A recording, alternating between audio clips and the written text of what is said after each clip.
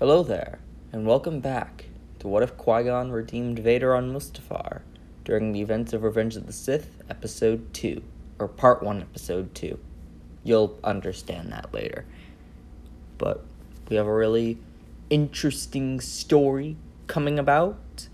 The reason I don't do as many what-ifs or what-ifs as consistently is because I try to do stories that most people wouldn't do, or truly unique stories. And sometimes that comes in actual scenarios, and sometimes I take simple scenarios like this one and make them more interesting. So hopefully you can bear with that. Again, similar with the previous What If, we are taking from both canon and legends. So you will see some canon characters in here, and you will see some legends characters in here. But without further ado, let's get started, shall we? We open with Anakin Skywalker and his quote-unquote master, Darth Sidious, as they travel via speeder back to the Jedi Temple. Anakin can see the damage done to the temple from afar, and we can tell it's hurting him to see. How could he have been so blind to his own dark rage? Once the two arrive at the temple, they enter inside, seeing clones carrying out Jedi corpses and hanging them up for display outside, as Anakin gives a guilty look before pulling himself back. The two explore the ruined temple as Sidious proclaims just how much of a victory this truly was, and how impressed he is with Vader's work. Anakin nods as he sees a group of younglings laying lifeless on the ground, and the pain inside him burns like a dying star. He tries not to focus on his pain as he follows Sidious into the Jedi archives. As they approach, Anakin sees somebody already inside reading a datapad as he steps before Palpatine. The figure looks up and is immediately alerted as he unveils his cloak, revealing himself to be a Padawan male as he ignites a crimson lightsaber. Skywalker. Anakin quickly reacts as he reaches out his hand and sends the attacking figure back with a powerful force push, as Sidious calls out to him, "Lord Vader, cease." Anakin stops as the figure holds his red lightsaber in his arms, as Sidious gives him a nod to stand down. As the figure approaches, as Palpatine introduces the two, "Lord Vader, this is the Grand Inquisitor. He commands my Inquisitorius project."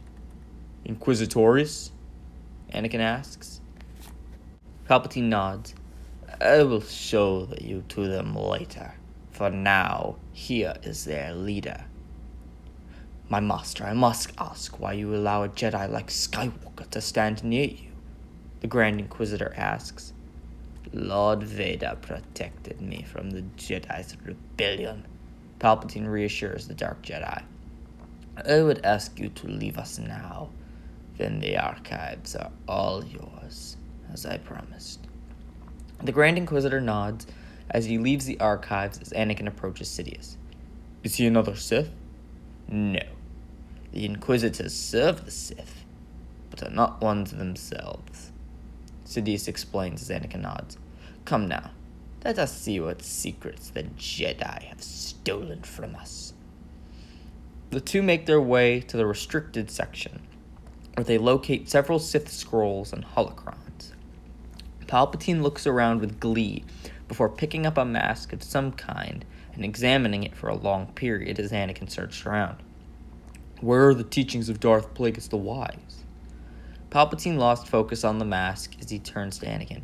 "The Jedi don't hold any of Plagueis' teachings, for he was my teacher, and he died not long after your first mentor, Qui-Gon Jinn." Anakin nods as he focuses on another textbook. That was when Sidious tugs at his apprentice's shoulder. "There's something I want to show you about this place." Sidious led Anakin below the Jedi Temple to a Sith shrine, which the temple had been built upon. "This was how I kept my presence hidden from the Jedi for so long, calling upon such dark power to mask my aura right from under the Jedi's noses." Anakin takes great interest in what Palpatine is saying before bringing up a new question. "Is it possible to reverse such a technique?" to use that energy to locate light side presences of surviving Jedi. Perhaps. I have not yet tried it, but I am sure there are no limitations for the dark side's power.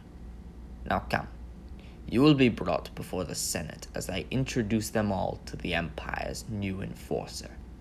Anakin nodded slowly as he stared at the shrine for a long moment. Yes, Master. We then cut to the Galactic Senate as Palpatine begins preaching to the various senators about how the Jedi had betrayed the Republic. Despite the Jedi's pitiful rebellion, their greatest hero chose to serve the Republic, saving my life from his own ally's assassination attempt. General Anakin Skywalker, the hero without fear. Anakin stepped before the Senate with a nod as the Senate unleashed a storm of applause for the former Jedi. From the corner of his eye, Anakin could see Padme sitting in one of the Senate pods along with Bail Organa as he gave her a knowing look. The Senate began chanting for Skywalker to make a speech as Anakin hesitantly stepped forward.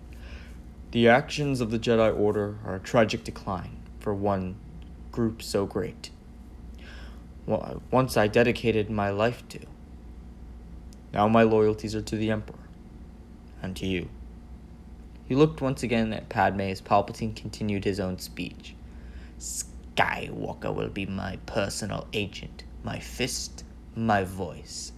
A command from him is a command from me. The Senate applauded as Anakin nodded slowly. We cut back to Padme's apartment as Anakin arrives and the two embrace. I can't believe I had to go before the Senate like that, he admits. Padme nods. If you're going to make this whole double agent thing work, then you need to make it believable. Anakin nods as he sits on the couch.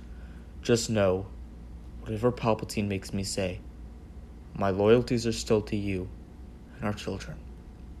Padme nods and smiles. They're doing well. Bail Organa is taking care of Leia on Alderaan. He promises that we can visit at any time and raise them. And what of our son Luke? Obi-Wan brought him to Tatooine to stay with your half-brother. Anakin nodded with a scoff. It shouldn't be this way. They're our children, and we should be raising them together. Annie, you know if we do that, the Palpatine will try to come for them. Anakin nods with a sigh. I know. I just want to kill him sooner than later. He gets up from the couch and paces around. Do we know of any other Jedi survivors? Obi-Wan and Yoda haven't heard of anybody yet. Bail has sent up a small network to try and find some for help. Good. The more we save, the better. Padme can see a deep look of pain on Anakin's face as she goes closer to him. What is it? When I went back to the temple with Palpatine, I saw the bodies of the Jedi that I killed. I saw the younglings too. Anakin begins to tear up as Padme comforts him. It wasn't your fault. Palpatine made you do it, but I made the choice. It was my blade that killed them. Anakin finally broke down as Padme comforted him for a long moment, as they accepted the tragic reality they had to live in.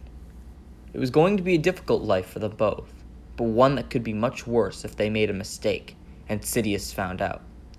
For all his power and talent, Anakin doubted he could kill Palpatine by himself. We cut to Obi-Wan, who sits alone in his new hut on Tatooine, now going by the name of Ben. He meditates on the Force, trying to regain his composure. The galaxy was in a strange place now.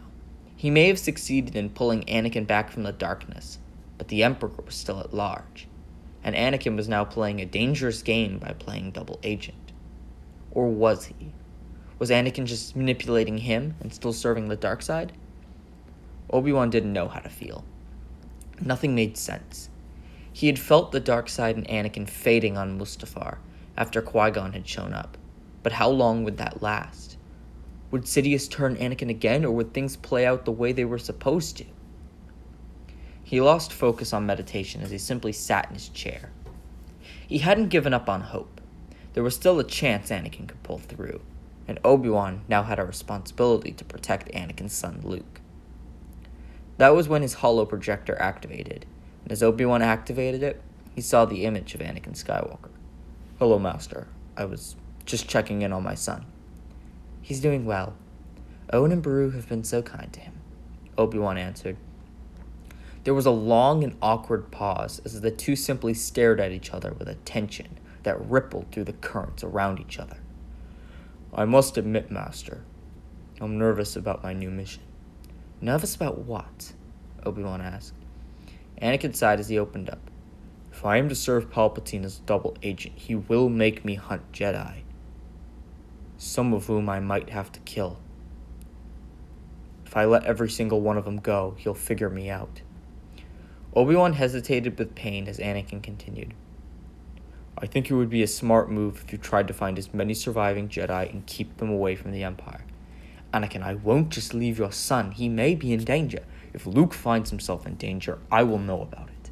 I'm his father, and I can protect him." "You told me I was to play dead." "Everyone thinks you're dead, but that doesn't mean you have to sit in a cave and twiddle your thumbs." "What happens if I leave and the Empire finds me out?" "Then you can be creative, improvise like you used to." Obi-Wan and Anakin stare at each other. They both still care about each other, but deep down, both have hurt the other severely. Obi-Wan feels hurt by Anakin's fall and the slaughter of so many Jedi. And Anakin feels betrayed by Obi-Wan not standing with him during so many of the Council's bad decisions in recent events and making him spy on the Chancellor against his own wishes. "There's an old seeing stone on Tython. I will go there and try to communicate with any Jedi that could be hiding," Obi-Wan accepts. "If you go there, it could release a tremor in the Force, one that Palpatine might sense," Anakin points out. Obi-Wan accepts the risk. "Then you're just going to have to work some chosen one magic and figure out an excuse." Obi-Wan ends the transmission with a look of regret, but ultimately accepts his choice as he prepares to find the nearest transport off the damned dust ball. We then cut to Sidious and Anakin as they stand on top of the Jedi Temple, as Sidious ignites his lightsaber. "Lord Vader, fight me." Anakin hesitantly ignites his still sapphire blue blade as Sidious lunges into the air and attacks with ferocious intent. Anakin blocks several attacks and counters, employing his own Djemso counter method. Sidious scoffs at this as he quickly evades Skywalker's power blow and sweeps for his leg, causing him to flip back. "You fight like a Jedi," Sidious mocks. Anakin gets to his feet and raises his blade over his head, thrusting the blade down as Sidious blocks and redirects with incredible speed and thrust for Anakin's chest. Anakin reaches out instinctually and grabs Sidious's arm as he slams his own blade into his Dark Master's. The two break off before meeting each other in a bind. That is when Sidious ends the fight by targeting Anakin's knee with a Force push and causing him to trip up, as Sidious yanks his lightsaber with the Force. "You are a mighty warrior, Lord Vader, skilled in your own right and able to fight against the best of the Jedi. But their training still holds you back. You must be willing to be relentless in battle, to hold nothing back when fighting your enemy. Your opponent must be annihilated, otherwise they will constantly be a threat to you." Anakin nods as Sidious hands him back his lightsaber. "First, I want you to get rid of that Jedi blade. Create a weapon harmonized with the dark side's power. A blade that bleeds." Anakin nods with approval as he leaves. "As you wish, my master." Anakin then heads back to the Sith shrine below the Jedi Temple, meditating on the dark power as he holds out his blue crystal, which he removes from his hilt. After hours of meditation and focus, Anakin holds the crystal out before him, now possessing a crimson color as he gathers several resources and materials from inside the Jedi Temple, as he puts together a new lightsaber hilt, reminiscent of his original one, as it protrudes a crimson red blade. We cut to later in the day, as Sidious brings Anakin to the Industrial District, where Anakin sees the Grand Inquisitor along with all the other Dark Jedi Sidious had recruited over the years. "They all serve you?" "They serve you now. your agents to deploy against the Jedi. Anakin looks down as he sees the Grand Inquisitor forming the other Inquisitors up before the two Sith. As the Grand Inquisitor announces Vader to his followers, Anakin notices one of the Inquisitors in particular has a dead-set focus on him. A young human female, not much older than the younglings from the temple, with dark skin and braided hair, staring at him with a look of pure, undying rage. "Riva!" the Grand Inquisitor calls out, as the young Inquisitor hesitantly looks to approach him. Anakin takes another look at the small girl, as he watches the Grand Inquisitor give a lecture before following Sidious out of the room. She is unfocused, young, and unbalanced, Sidious says. I'm sure you will find much work in training all of them. Anakin nods as he follows the Emperor out. May I make a request, Master? Sidious looks at Anakin with confusion before answering. Go on. I did as you asked. I helped to destroy the majority of the Jedi, and I ended the Clone Wars by destroying the Separatists. I will serve you in any way you require, but I request a world. Sidious ponders this for a time before understanding Anakin's request. Ah, I see. You want a world to play God, a home to hone your rage and your skills, to rule as my second in command. Coruscant is mine, of course, but I will offer many planets to you. You can have Tatooine, burn its sand to glass and torment those slavers you hurt so much. You can have Naboo. I understand you may have an attachment to your wife's home as you live together in peace. No, I request Mustafar. Palpatine looks at Anakin for a second. I don't understand. As a symbol of destroying your Jedi Master? Not exactly, Anakin explains. When I was on the planet, I sensed a dark side energy that swelled all around me. I want to have that energy to hunt Jedi and commit myself further to the dark side.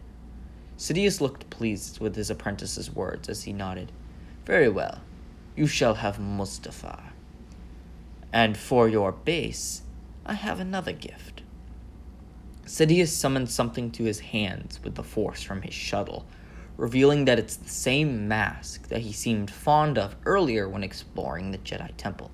It is the mask of Lord Momin, a sculptor of the dark side. His story is not well known, but fascinating nonetheless. And how do you know the story, Master? Because the mask told me.